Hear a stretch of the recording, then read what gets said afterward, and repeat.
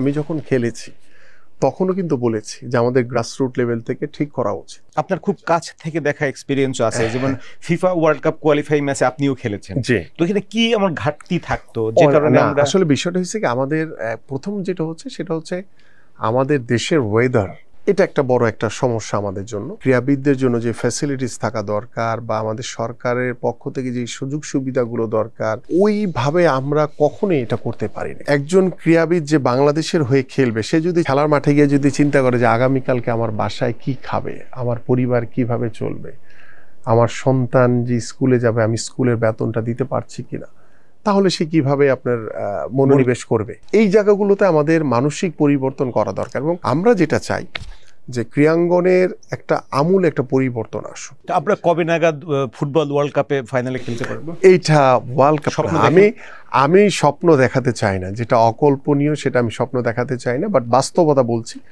যে আমরা এখন পর্যন্ত বর্তমানে যে ফুটবলের যে একটি নবজাগরণ তৈরি হয়েছে, এই যে নবজাগরণটাকে ধরে রেখে যদি আমরা সাবকন্টিনেন্টে ডোমিনেট করতে পারি, এটা হচ্ছে আমাদের জন্য অনেক বড় অর্জন এই মুহূর্তে।